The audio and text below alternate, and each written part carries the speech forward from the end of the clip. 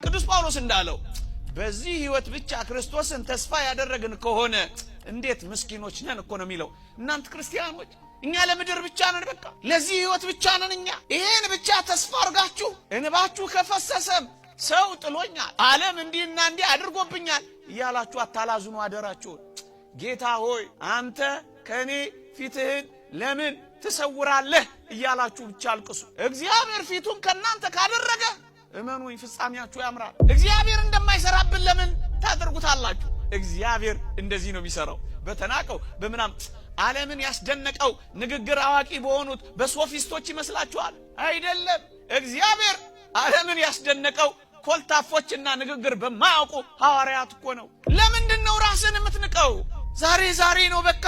ነገ ደግሞ ህይወት ሌላ ናት። ከልጅ ማሳደግ በላይ ከትዳር በላይ እመኑኝ ለየትኛውም ዘመን የተጣልን ብንሆን እግዚአብሔር ከኛ ጋር ከሆነ የምናበራበት ቀን ይመጣል። ከምድር ሥራ በላይ አምልኮተ እግዚአብሔር ነው ዓላማችን። እግዚአብሔርን ደስ እያሰኙ መኖር ነው ስራችን።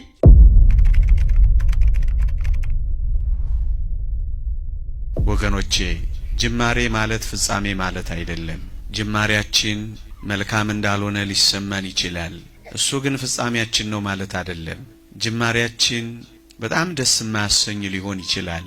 ይሄ ደስ የማያሰኝ ጅማሬያችን እንደዚህ እንደሆነ ይጠናቀቃል ማለት ግን አይደለም። ለዚህ ነው የነገሩን ፍጻሜ በትዕግስት እንድንጠብቀው የሚያስፈልገው ወገኖቼ። በቅዱሳት መጻሕፍት በእግዚአብሔርም ጥልቅ አሰራር እንደ ጅማሬው አያበቃም። ብዙ ነገሮችን ብትመለከቱ እንደተጀመረ ያበቃ ነገር የለም። ጠዋት በማለዳ አልቅሰው የጀመሩ በፍጻሜው ስቀው ይጨርሳሉ። የእግዚአብሔር ቃል ዘር ይዘው እያለቀሱ ወጡ ይልና ሲያበቃና ሲጨርስ ግን ነዷቸውን ተሸክመው እየዘመሩ ገቡ ይላል። ወገኔ ዛሬ የምትሆነው እኮ ነገ የምትሆነው እኮ አይደለም። በዛሬ መጨለም ለምን የነገ ብርሃናችንን እናጣለን? በዛሬ መተው ለምን ራሳችንንና አምላካችንን እንተዋለን?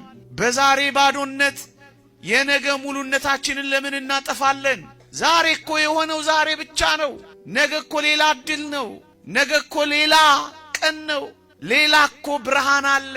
ትንሽ ፈቀቅ ስትል ሌላ ሕይወት አለ። አዎ ብዙዎች እንዲህ በትዳር አጋራቸው ተገፍትረው ሕይወታቸውን ያጨለሙ ስንት ናቸው? ተበሳይተው ወንጀል የፈጸሙ ስንት ናቸው? ተበሳይተው ሱሰኛ የሆኑ ስንት ናቸው?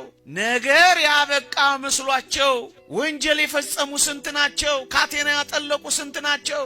ለምንድን ነው ቅጽበታዊው የሆነው የዛሬው መገለባበጥ ዘላለሙን የሚገለባብጥብህ? ወገኔ ዛሬ ዛሬ ነው በቃ።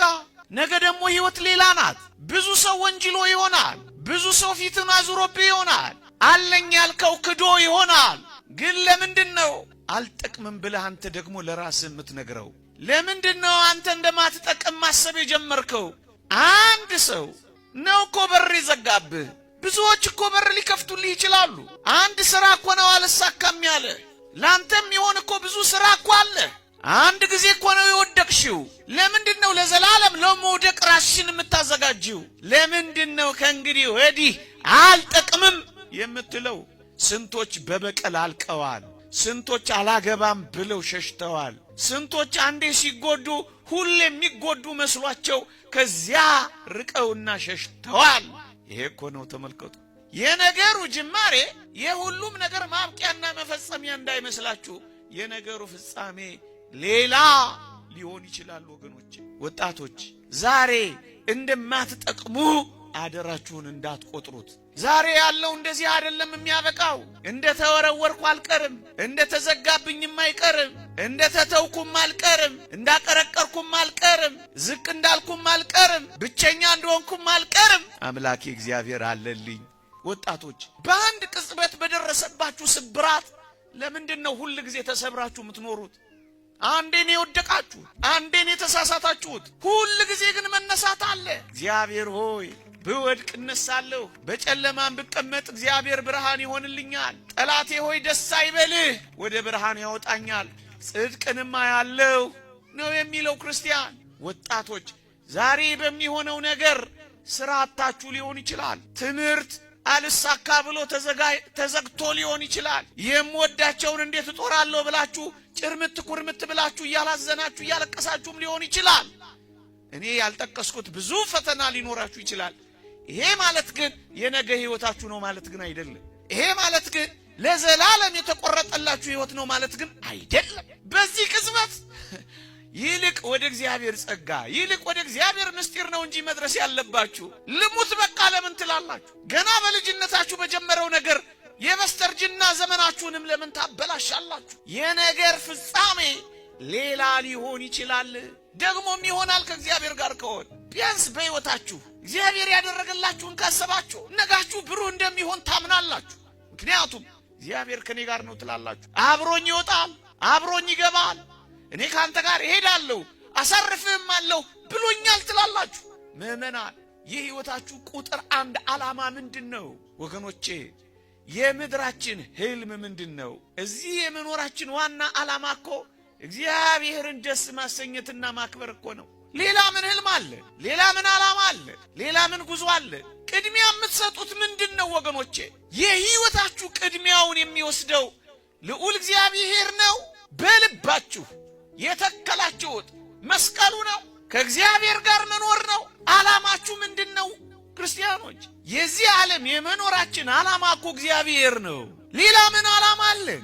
ከልጅ ማሳደግ በላይ፣ ከትዳር በላይ፣ ከምድር ሥራ በላይ አምልኮተ እግዚአብሔር ነው ዓላማችን። እግዚአብሔርን ደስ እያሰኙ መኖር ነው ሥራችን። እስከ መቼ ድረስ ነው እግዚአብሔርን የምትፈልጉት? በልጅነትም በስተርጅናም በድህነትም በባለጠግነትም በረኝነትም በንግስናም በማግኘትም በማጣትም እግዚአብሔርን በመከራም በደስታም አምላኬ ነው ትላላችሁ። ዛሬ በሆነው ነገር አትበሳጭ። ዛሬ በሆነው ነገር አትድከም። ዛሬ በሚፈጠሩት ነገሮች እንደማንጠቅም አንቁጠር።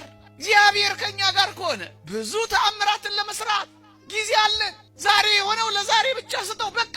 ይልቅ እንጠንክር። ይልቅ ለነገ ፍጻሜውን ገስግስ። ይልቅ እንዴት እንደምናልፈው፣ ይልቅ እንዴት እንደምንፈታው፣ ይልቅ እንዴት እንደምንሻገረው፣ ይልቅ ለነገ እንዴት እንደምንሰራ እየተዘጋጃችሁ ቆዩ። እመኑኝ ለየትኛውም ዘመን የተጣልን ብንሆን እግዚአብሔር ከኛ ጋር ከሆነ የምናበራበት ቀን ይመጣል። ዛሬ በስነ ምግባር ደካማ ሆነን ሊሆን ይችላል። ከእግዚአብሔር ጋር እንሁን፣ በጸሎት እንበርታ፣ በጾም እንታገል፣ ከልዑል እግዚአብሔር ጋር እንጣበቅ። ጠባ ለኪዳን መሸለ ቁርባን ሳንታክት እንገስግስ። ሁሌ ለወንጌል ለእግዚአብሔር ቃል ማዕድ ጊዜ ከሰጠን እመኑኝ ማሸብረቃችን፣ እመኑኝ አንድ ቀን ማብራታችን፣ እመኑኝ አንድ ቀን ማስደነቃችን አይቀርም። እግዚአብሔር እንደማይሰራብን ለምን ታደርጉታላችሁ? እግዚአብሔር እንደዚህ ነው የሚሰራው። በተናቀው በምናም ዓለምን ያስደነቀው ንግግር አዋቂ በሆኑት በሶፊስቶች ይመስላችኋል? አይደለም። እግዚአብሔር ዓለምን ያስደነቀው ኮልታፎችና ንግግር በማያውቁ ሐዋርያት እኮ ነው። ለምንድነው ራስን የምትንቀው? ይልቁንም በጣም በታናናሾች አድሮ ነው ታላላቅ ሥራ እግዚአብሔር የሚሰራው። እግዚአብሔር ቀን አለው የተዋረደውን የሚያከብርበት። ብቻኛ የእግዚአብሔር ሰዎች እንሁን። እመኑኝ እኛ እንሁን እንጂ እግዚአብሔር ሲያሳፍረን ታያላችሁ። አሁን ትልቁ ችግራችን ፍጻሜውን ሳናይ ከወዲሁ ስለምናቋርጥ ነው። የሁሉንም ፍጻሜ ተመልከቷቸው። በአማረ ሁኔታ ፈጽመዋል፣ በአስደናቂ ሁኔታ ጨርሰዋል። እንባችሁም አይፍሰስ፣ ከፈሰሰም ለኃጢአትና ለንስሐ ብቻ ይሁን። እንባችሁ ከፈሰሰም ሰው ጥሎኛል፣ ዓለም እንዲህና እንዲህ አድርጎብኛል እያላችሁ አታላዝኑ አደራችሁን። ጌታ ሆይ አንተ ከኔ ፊትህን ለምን ትሰውራለህ እያላችሁ ብቻ አልቅሱ። እግዚአብሔር ፊቱን ከናንተ ካደረገ እመኑኝ ፍጻሜያችሁ ያምራል። ወገኖቼ ኦርቶዶክሳውያን አንድ ቀን የሚያገኘን አምላክ አለ። አንድ ቀን የሚያወጣን አምላክ አለ። በድካም አብዝተ፣ በጉስቁልና አብዝተ፣ በኃጢአት አብዝተ ተጥለን ሊሆን ይችላል እንዳትረሱ። እግዚአብሔር ግን አንድ ቀን የቆሸሸውን የሚወለውልበት ቀን አለ። የጠቆረውን የሚያነጣበት ቀን አለ። የተጣለውን የሚያነሳበት ቀን አለ። የጠወለገውን የሚያለመልምበት ቀን አለ። የደከመውን የሚያበረታበት ቀን አለ። የተቀበረውን የሚያነሳበትና የሚያወጣበት ቀን አለ። እሱን ቀን ብቻ በተስፋ መጠበቅ። የእግዚአብሔርን የተስፋ ቀን ሳትጠብቁ አደራችሁን የራሳችሁን የተስፋ ቀን አታጨልሙ። አንተ እግዚአብሔር ምን ሊሰራብህ እንደሆነ ምን ታውቃለህ? ራስህን ለጽድቅ ደግሞም ለቅድስና አዘጋጅ እንጂ እግዚአብሔር ብዙ ሥራ እንዲሰራብን ያዘጋጀን እንደሆነ ምን እናውቃለን? ክርስቲያኖች እኛ ልዩ ለመሆን ነው የተፈጠርነው። ክርስቲያን የሚሆን ነው በጣም ልዩ። ለዚያ ራሳችሁን አዘጋጁ። ራሳችሁን ምንም እንዳይደል አድርጋችሁ መቁጠር ተዉ። ከጸጋ ወደ ጸጋ፣ ከኃይል ወደ ኃይል፣ ከክብር ወደ ክብር በመንፈሳዊነት እያደጋችሁ ለሌሎች ለማብራት ተዘጋጁ። ትጠቅማላችሁ።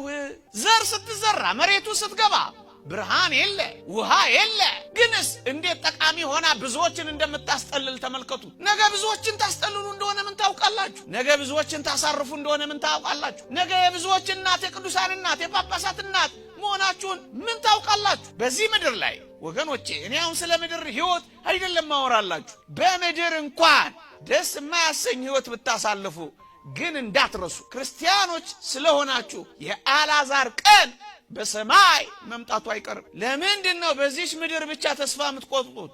ምስኪኖች የምትሆኑት? ዛሬ የሚያይ ጠፍቶ ይሆናል።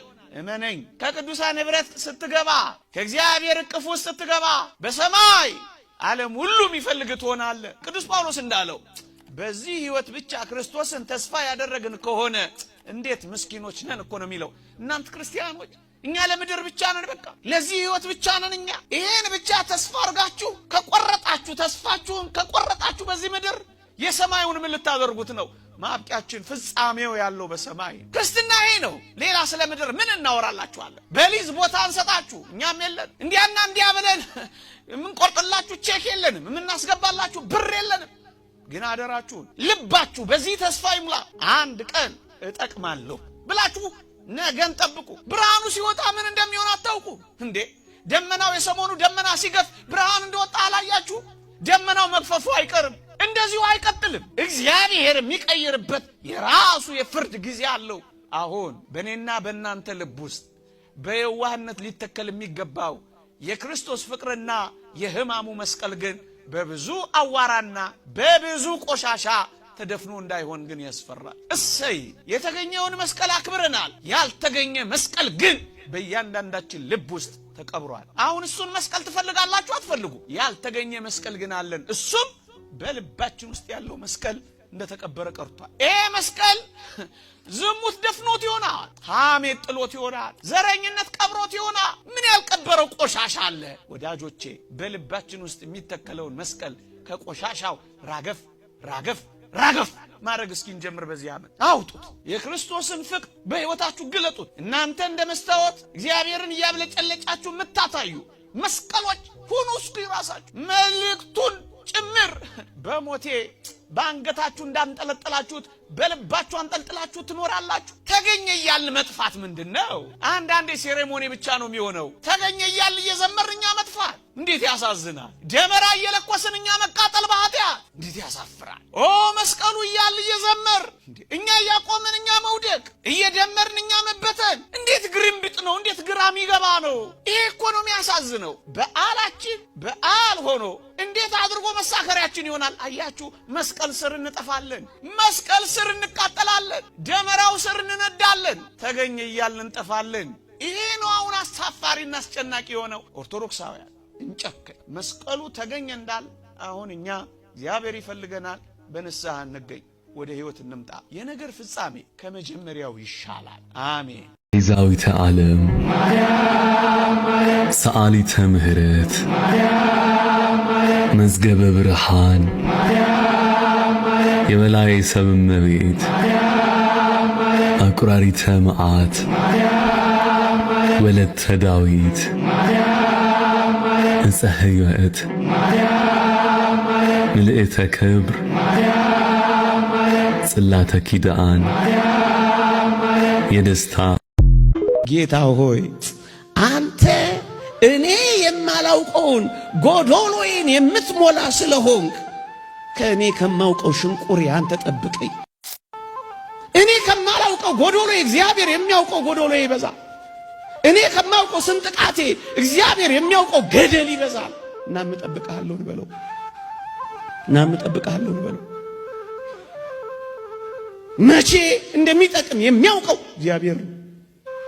አንተና እኔ አናውቀው እና ምን ጠብቀዋለሁ? እስኪ የዛን ቃና ዘገሊላ ላስታውሳችሁ። ጋኖቹ ውስጥ ያለው መናኛ ወይን እስኪያልቅ እግዚአብሔር አዲስ ወይን ለመስራት ጊዜ ያስፈልገዋል። ሳያልቅ ለምን ይሰራል? አበረከተ ልታስብሉት ነው? ተውት እንጂ ያ ጊዜ ገና አልደረሰም ያለውን ጊዜ ጠብቁ እንጂ ወጣቶች ጠብቁት። እሱን መጠበቅ ምን ያጣድፋል? ምን ያስቸኩላል?